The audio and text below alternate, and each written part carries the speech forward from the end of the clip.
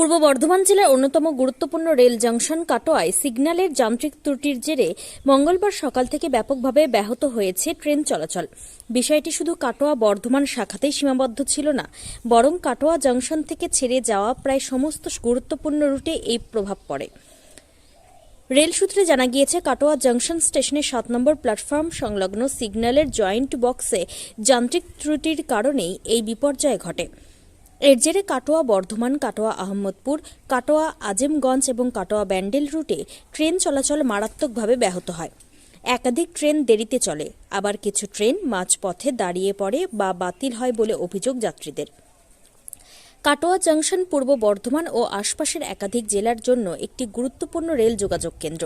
প্রতিদিন এই স্টেশন দিয়ে হাজার হাজার নিত্যযাত্রী, ছাত্রছাত্রী, কর্মজীবী মানুষ এবং দূরপাল্লার যাত্রীরা যাতায়াত করেন। ফলে সিগন্যাল ফেলিওরের প্রভাব পড়ে বহু মানুষের দৈনন্দিন জীবনে।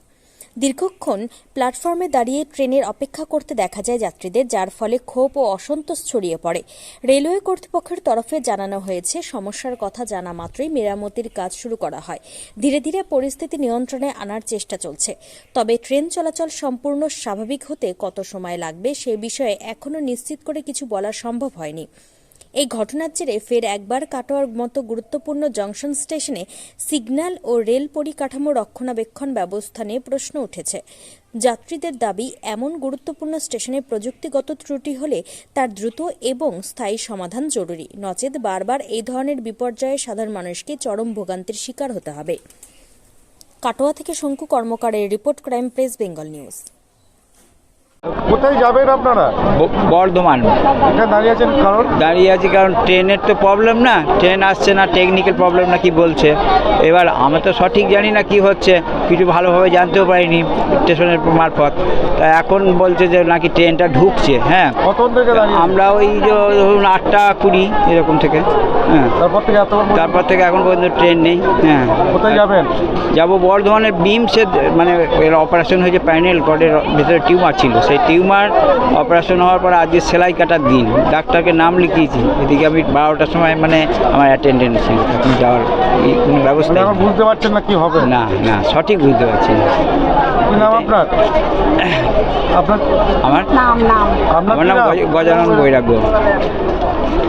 একই অবস্থা, আমরা স্টুডেন্ট। কোথায় যাবেন? আমরা বর্ধমান যাবো।